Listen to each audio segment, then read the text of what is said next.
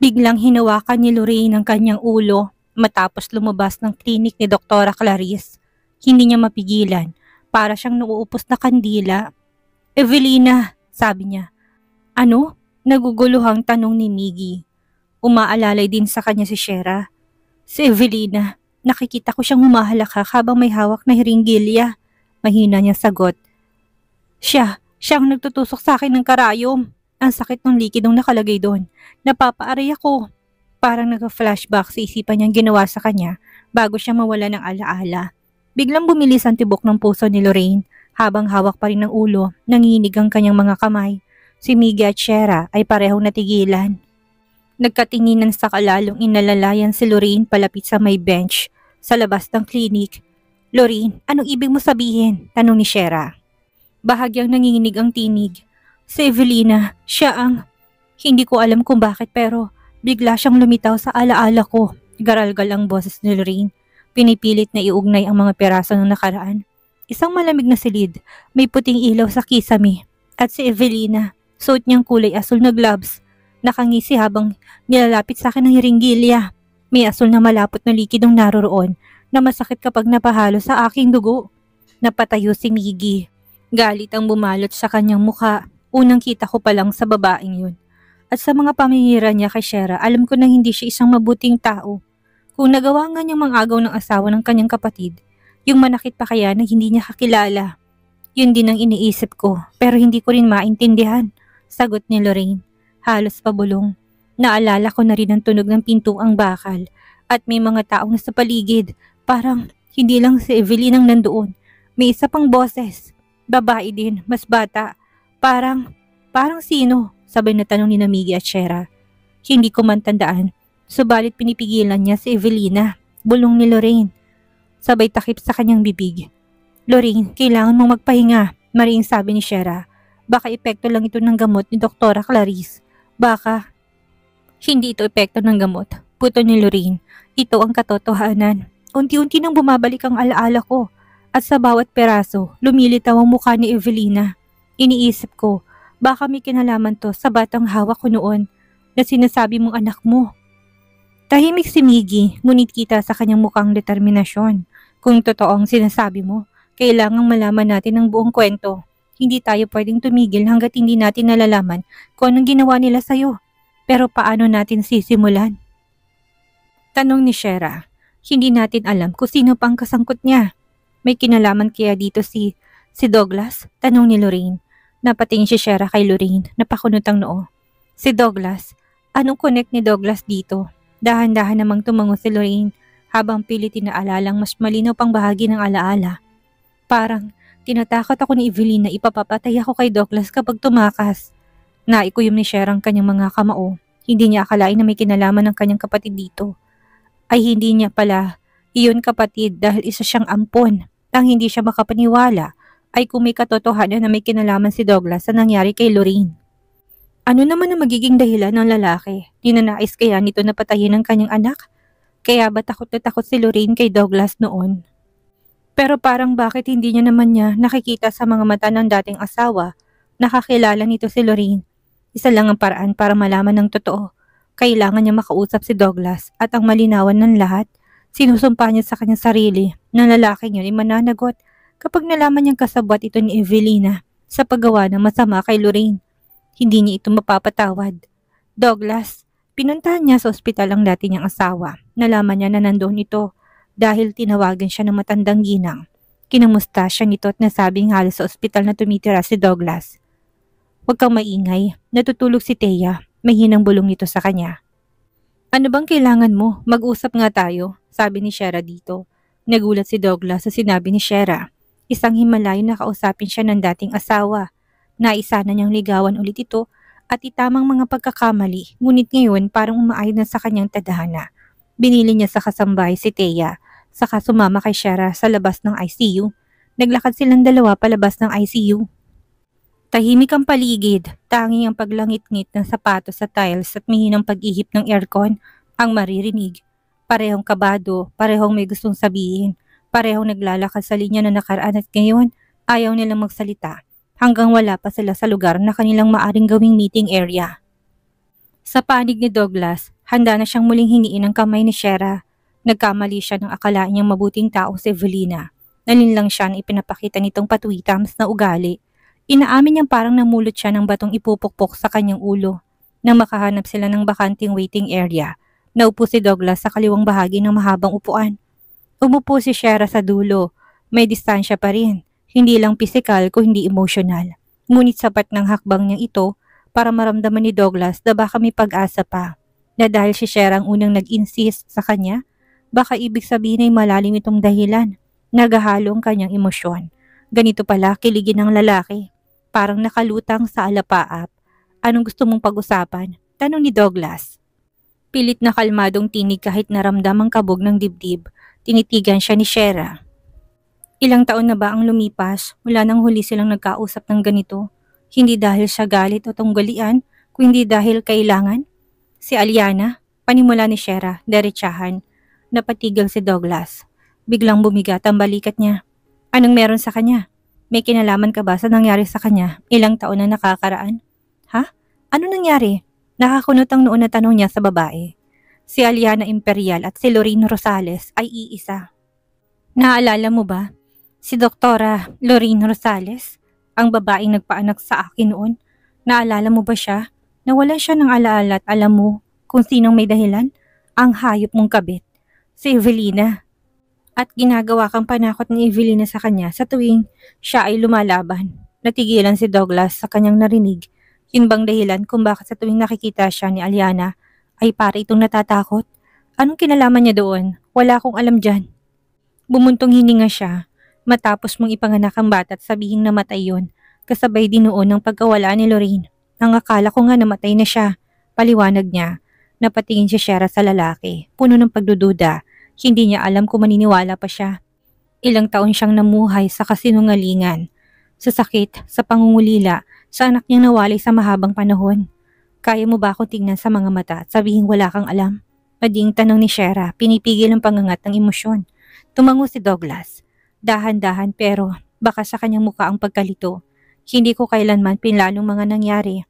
Oo, naging mahina ako. Pinili ko si Evelina kahit hindi ko pa rin lubusang nakakalimutan ka. Pero si Lorraine, kung siya nga si Aliana at kung totoong sinasabi mong ginamit siya ni Evelina, wala akong alam. Wala. Nanatiling tahimik si Shera. Ramdam niyang tibok ng puso niya, parang sasabog, parang may kailangang bitawan. Isang desisyong matagal niya nang gustong gawin, pero ngayon lang niya nagawang harapin. Hindi namatay ang anak ko, Douglas. Buhay siya, sabi niya dito. Alam ko, tugon ni Douglas.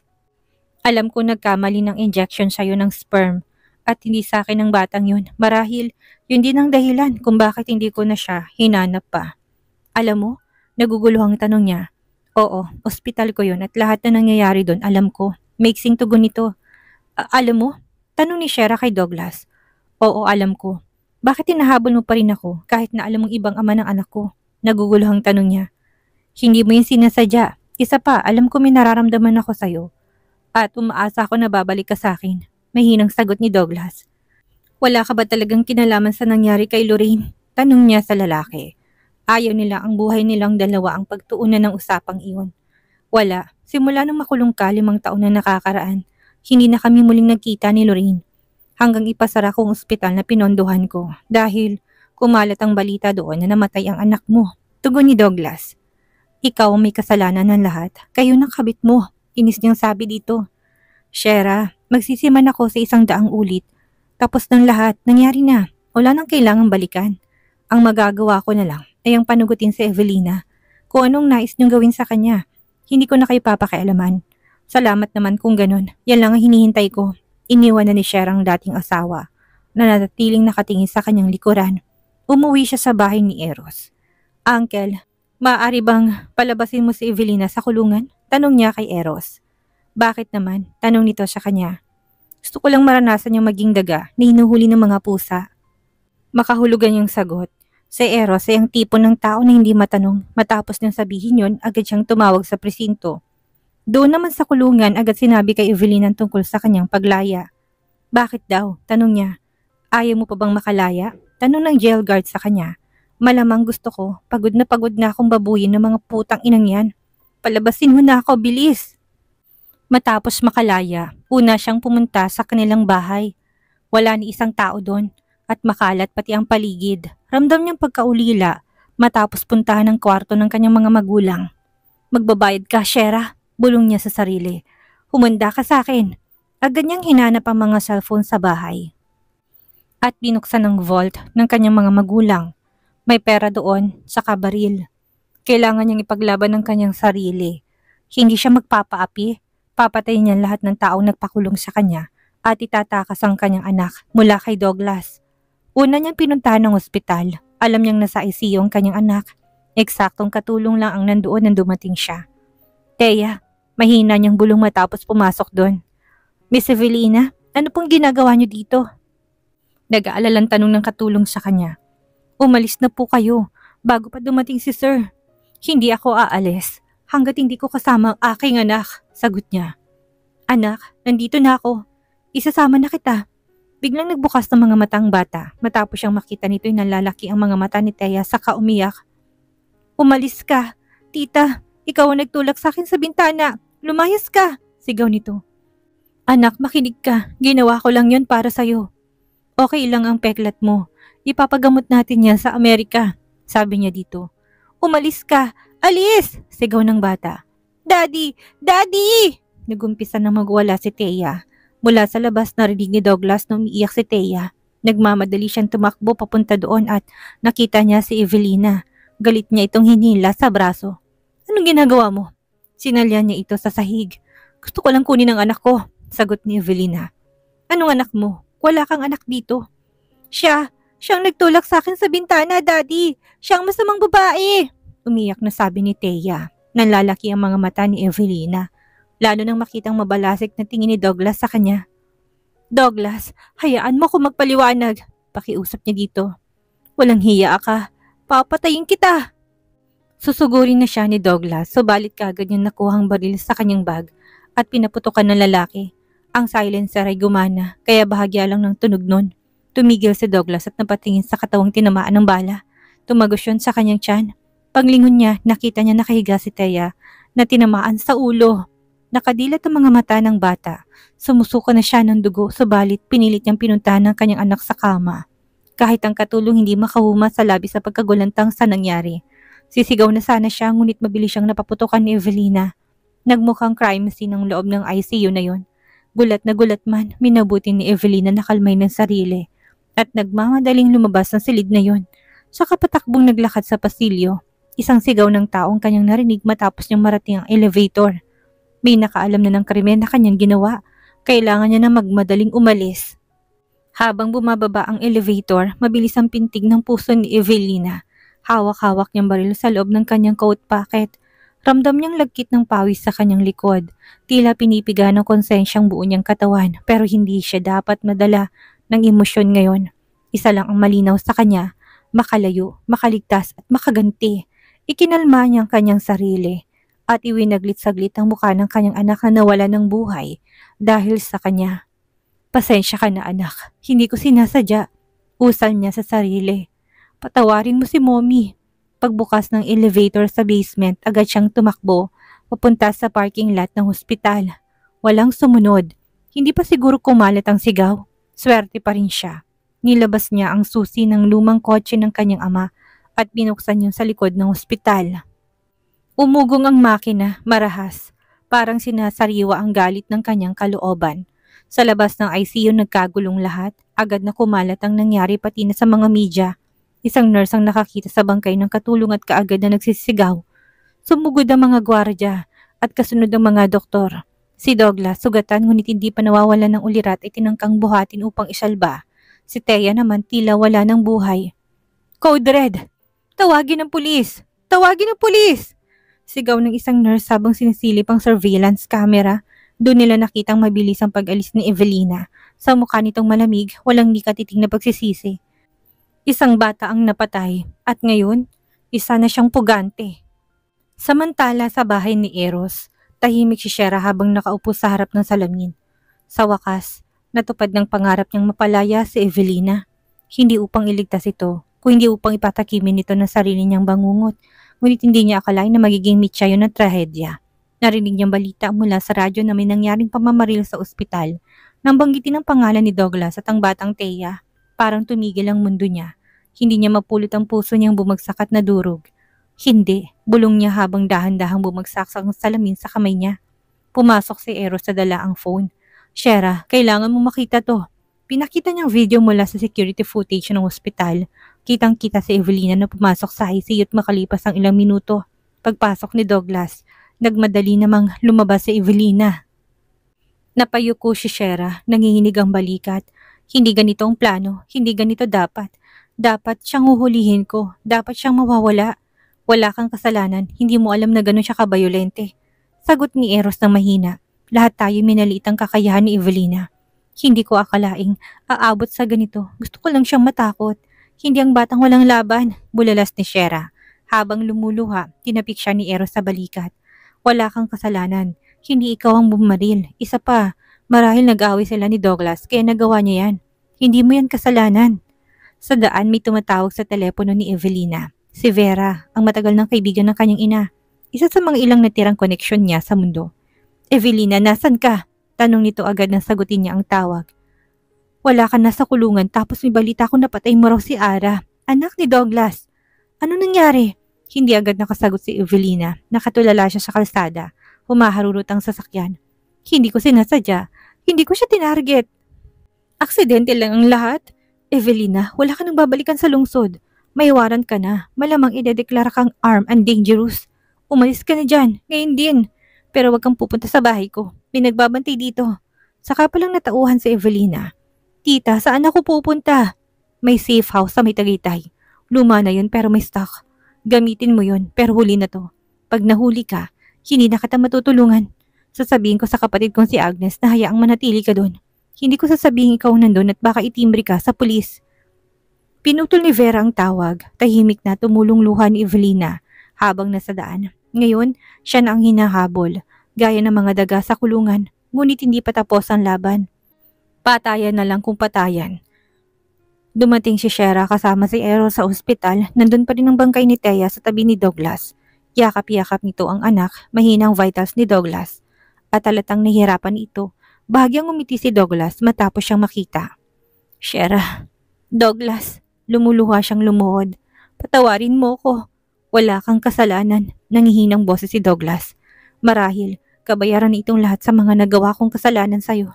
Hindi yan totoo, gagaling ka pa. Hahanapin natin ang walang hiyang yon. Umiyak niya sabi. Ipaghiganti mo kami. Pinisil ni Douglas ang kanyang kamay. Tito, tinignan nito si Eros. Nandito lang ako. Bihirang magpakita ng emosyon si Eros, subalit sa pagkakataong iyon, nagbulap ang kanyang mga mata. Alam kong mahal mo si Shera. Alagaan mo siya. Huwag mo kong tutularan na naging duwag. Hindi mo na kailangang sabihin yan. Gagawin ko talaga yan at ginagawa ko na. Sagot niya sa pamangkin. Tumingin sa itaas si Douglas sa kadahan-dahang pumikit. Ang kanyang heart rate ay bumagsak na sa 0. Agad na napahagulon si Shera sa kayumakap kay Eros. Tito!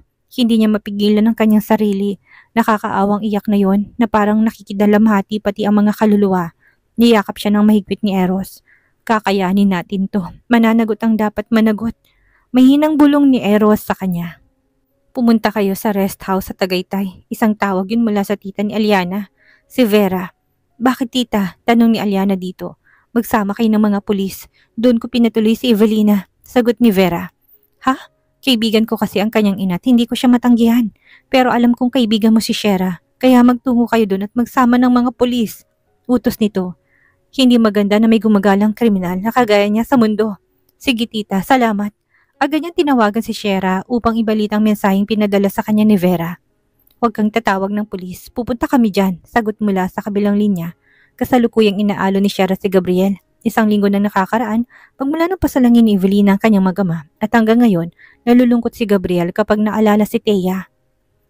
Gabriel, aalis na muna ako ha? Sabi niya sa bata. Saan ka pupunta, Shera? Tanong ni Gabriel habang hinahaplos ang staff toy na dati pag-aari ni Thea na naiwan sa kanilang bahay. Maaring hindi sila magkasundo, ngunit hindi niya nais na mawala to. May kailangan lang akong ayusin pero babalik agad ako. Magiging matapang ka, hindi ba? Malambing na sagot ni Shera habang niyayakap ang bata. Tumango si Gabriel, pilit pinipigilan ng luha. Hinalikan siya ni Shera sa noo bago tumalikod at mabilis na lumabas ng bahay. Saan ka pupunta? Nakasalubong ni Shera si Eros sa may pinto, may dalang grocery ng lalaki. Tito, alam na kung nasaan si Evelina, sagot niya. Ano bang plano mo? Tanong nito sa kanya. Mag-uusap muna kami ni Aliana kung anong dapat para sa Evelina na yon. Isa siyang kriminal, kaya kailangan niyang managot. Tatawag ba tayo ng pulis? Hindi, wag. Nais kong ako na mismong maghatol sa kanya. Walang hiya siya. May gigil sa kanyang tinig. Sige, kung anong nais mo, yun ang masusunod. Nagpapasalamat siya kay Eros dahil lagi siyang inaalalayan nito sa lahat ng bagay. Hindi ito umaayaw sa mga nais niya at hinahayaan siyang makapagdesisyon. Nararamdaman niyang may gusto ito sa kanya. Ngunit kapag naisip niyang kanyang hinahanap na anak, iwinawaksi niya sa isipan niya ang lalaki. Halika na, sasamahan na kita, sabi nito matapos ibaba ang mga pinamili. Ang kasambahay na nito ang nagayos noon sa tamang lagayan. Ano ang plano? Tanong ni Miggy kina Aliana at Shera. Ikaw, Shera, anong plano mo? Tanong ni Lorraine sa kanya. Nais ko siyang kunin ng buhay at dalahin sa lugar kung saan ako tinorture ni Crow. Sabi niya, ipaparanas ko sa kanya ang pait ng impyerno. Nais kong pagbayaran niya lahat ng kanyang kawalang hiyaan. Kung ganon, gabi tayo pupunta, sabi ni Eros. Dapat mahinahon lang tayo, walang ingay para hindi siya mabulabog. Sige, pero tito, nais kong tulungan tayo ni Crow, pakiusap niya kay Eros. Sige, kukontakin ko kaagad siya, sagot na lalaki. Pinagplanuhan nila ang lahat, ang pagdukot, paghihiganti at pagpapahirap. Nais ni Shera na magmakaawa ng tuluyan si Evelina. Ang walang pusong babaeng yun ay nakuhang kitlit ang buhay ni na Douglas at Thea. Hindi siya papayag na hindi ito magbayad, buhay sa buhay. Sa makalawa natin ito gagawin, parang pakiramdam ni Evelina ay safe na siya, sabi ni Miggy. Bakit pa? Inis na tanong ni Shera. Kung pwede namang mamaya na. Shera, tama si Miggy, hindi tayo dapat magpadalos-dalos. Isipin na lang natin na mas maganda pa rin ang nag-iingat, sabi ni Eros sa kanya. Wala na siyang nagawa kung hindi ang sumang-ayon sa mga ito at manalangin na sana'y mapagtagumpayan nila ang gagawin nilang plano at mapagbayad si Evelina ng mas matindi pa sa kamatayan. Sa wakas nakatulog din si Evelina matapos ang ilang araw ng pag-iisip. Nakikibalita na lang siya sa kanyang phone at nalaman niya namatay na sina Douglas at Thea. Lalong umusbong ang kanyang galit kay Shera.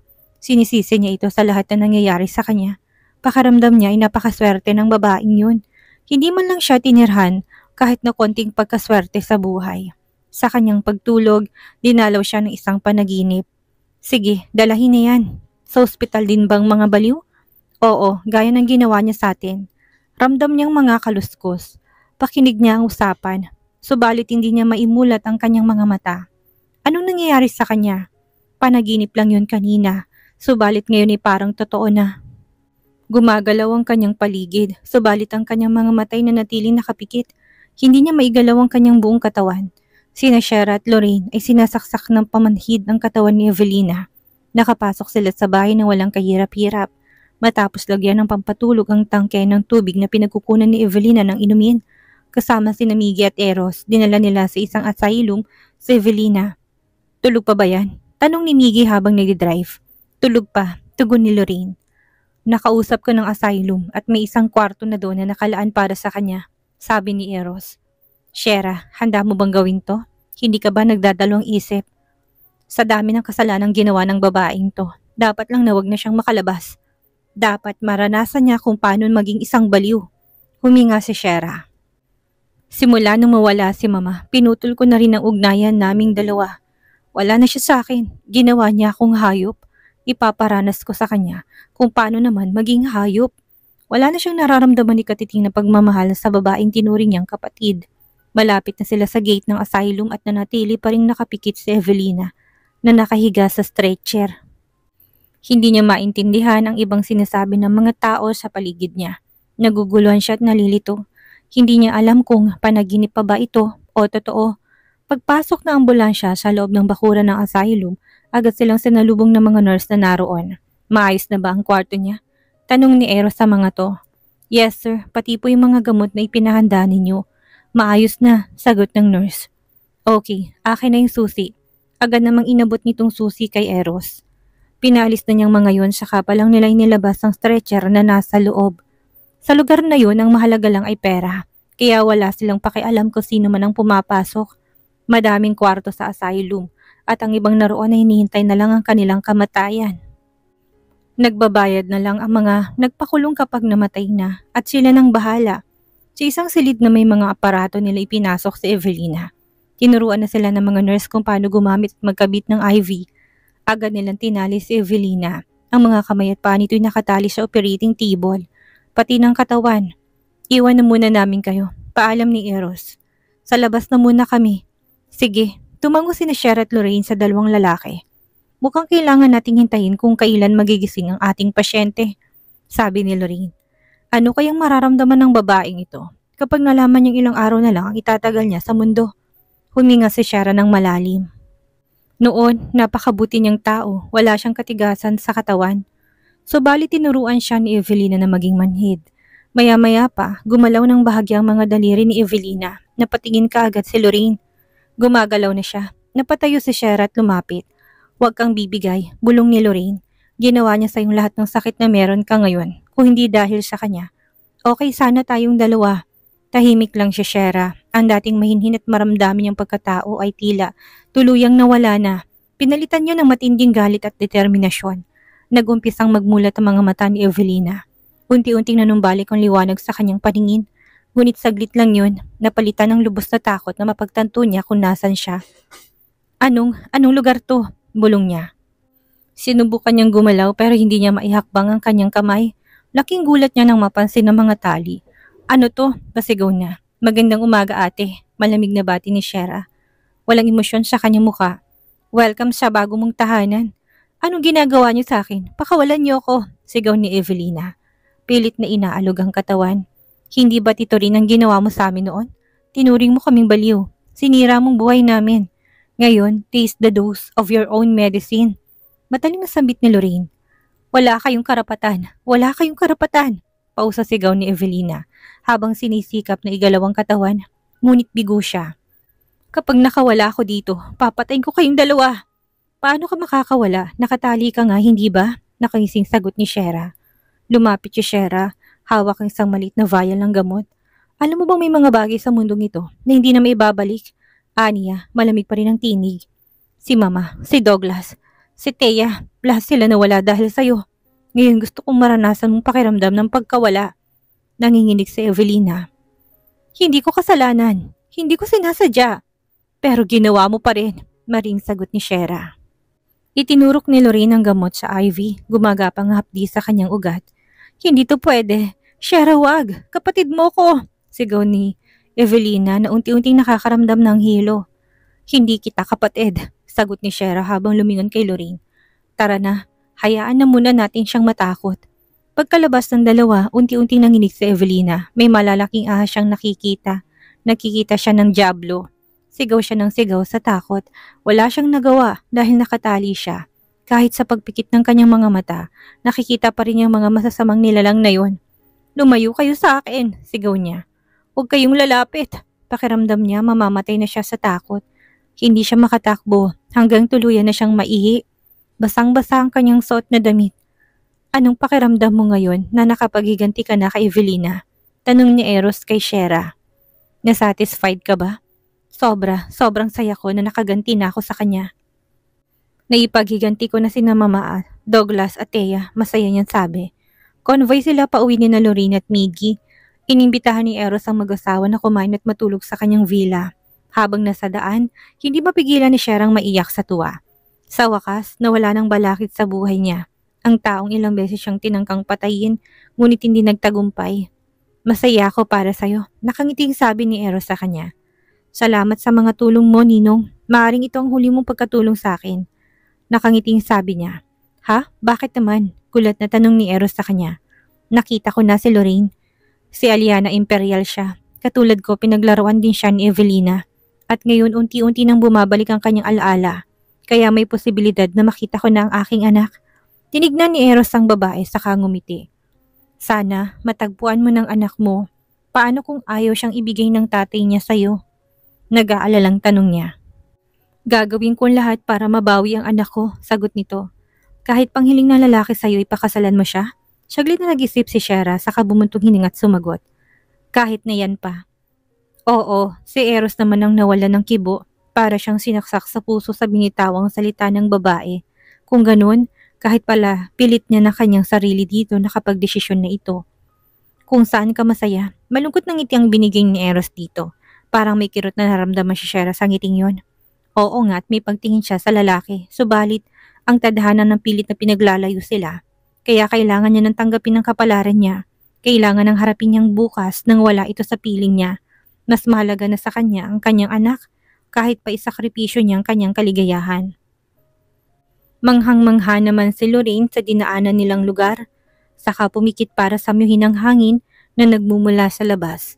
Sa kanyang pagpikit, parang may kidlat na biglang gumising sa kanya. Hindi niya alam kung bakit subalit nagulat siya. Nakita naman yun ni Miggy.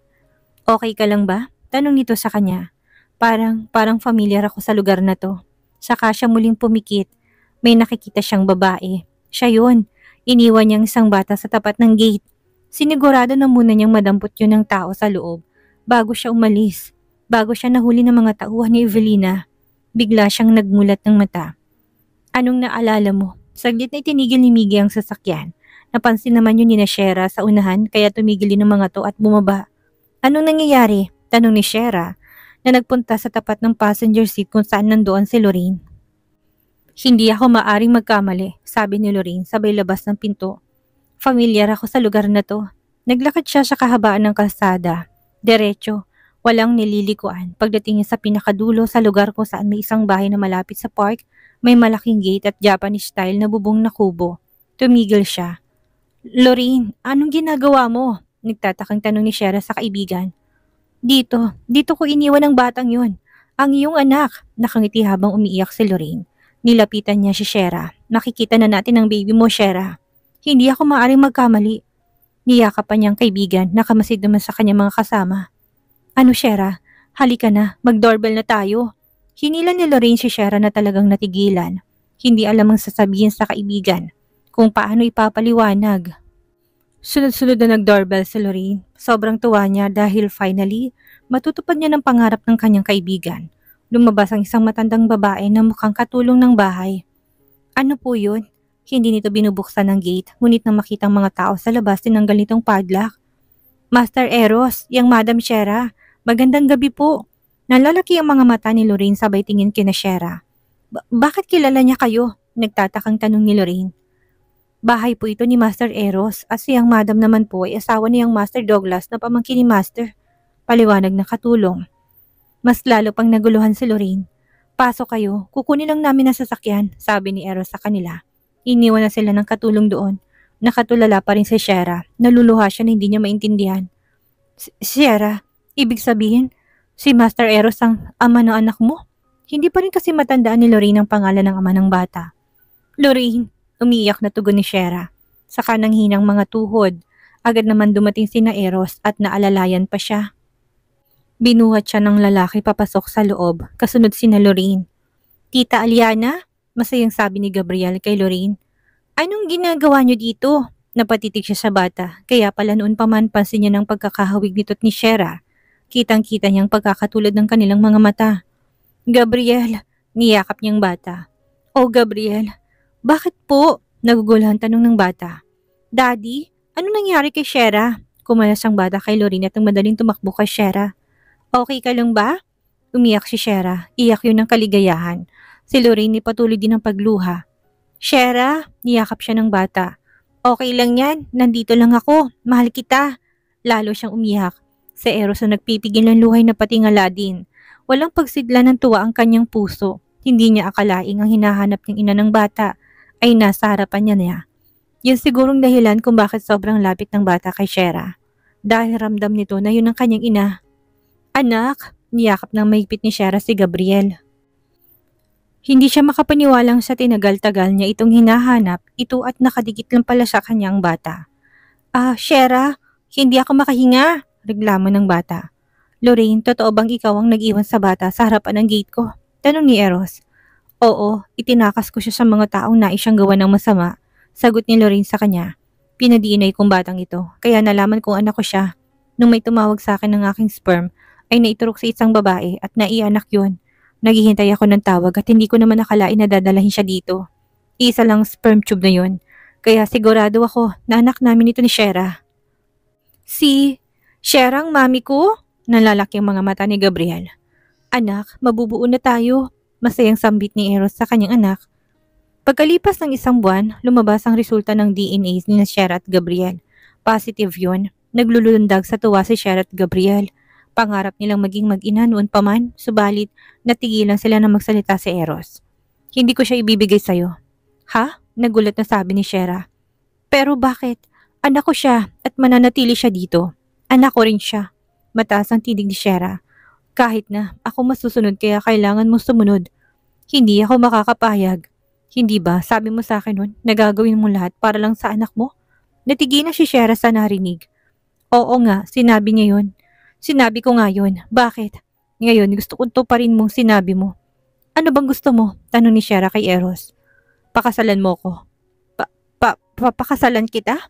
Gulat na tanong ni Shera. Oo, ikaw ang ina ng anak ko, kaya dapat na maging asawa kita. May diin sa boses ni Eros. Paano kung ayaw ko? Walang kasal, walang anak. Mami, magpakasal ka na kay Daddy. Tuparin mo naman ang pangarap ko na maging buo ang aking pamilya. Pero anak, hindi naman ako mahal ng daddy mo. Sino may sabi? Nakakunot ang noon na tanong ni Eros. Ako, bakit? Inamin mo bang mahal mo ko? Mahal mo ba ako? Nakapamewang na tanong ni Shera. Paano kung sabihin kong oo, mahal kita? Ako, mahal mo? Oo, mahal din kita. Biglang sagot ni Shera. Tawa ng tawa ang bata sa kanilang inaasal. Hay naku, magtabi nga po kayo. Hinawakan ni Gabriel ang kamay ng mga magulang at pinaupo sa sofa. Dito po muna kayo at maglalaro lang ako sa labas. Naiwan silang dalawa at parang may awkward feelings. Hindi sila mapakali, hindi naman naghihiwalay ang kanilang mga kamay pero walang nais magsalita. Alam mo, sabay pa nilang sabi. May sasabihin, lalo lang silang nahiya sa isa't isa. Hindi nila alam ang gagawin. Ako, si Shera yon, ngunit agad nahila ni Eros ang kanyang ulo papalapit sa mukha nito. Hinalikan siya ng lalaki sa labi. Malalim at mapaghanap. Mainit. Bahagya siyang napaungol ng bitawan ng lalaki. Shera, pakakasalan kita sa ayaw at sa gusto mo, sabi ni Eros habang nakahawak sa pisngi ni Shera. Eros, mahina niyang bulong. Kung unahin kaya natin ang kapatid ni Gabriel, ano sa palagay mo? Ha? Nagulat si Shera na umangat siya mula sa sofa. Igawa na natin ang kapatid si Gabriel. Teka, hindi pa nga ako umuoo na nagpakasal tayo. Kapatid agad. Kapag natikman mo isang Eros Bustamante, hindi ka natatanggi. Saka siya muling hinalikan ng lalaki. Pumasok sila sa kwarto saka ipininig ang pinto. Napansin naman yung nakatulong at agad na pinuntahan si Gabriel. Huwag mong aabalahin si na mommy at daddy ha. Matutulog na muna sila. Okay po, pinagpatuloy ng batang paglalaro. Samantalang si Shera hindi sanay na madampian ng lalaki. Kaya napapakislot siya sa mga halik ni Eros sa kanyang katawan. Sabihin mo, kailan mo pa ako minahal? Tanong ni Eros sa kanya. Nung una kitang nakilala sa lumang bahay. Napahalakak si Eros kaya kumunot ang noon niya. Bakit? Yun din ang una kong naramdaman para sa'yo noon. Itinadhana talagang magtagpo upang bumuo tayo ng ating pamilya. Saka sinelyohan ni Eros ang usapan na yun ng mapusok na halik. At doon nagumpisa ang kwento nilang dalawa at ng kanilang anak. Dito na po nagtatapos ang kwentong pag-ibig ni Shera at Eros. Maraming salamat po sa lahat ng sumuport at sumubaybay. Muli magkita-kita po tayo sa susunod pa nating mga istorya.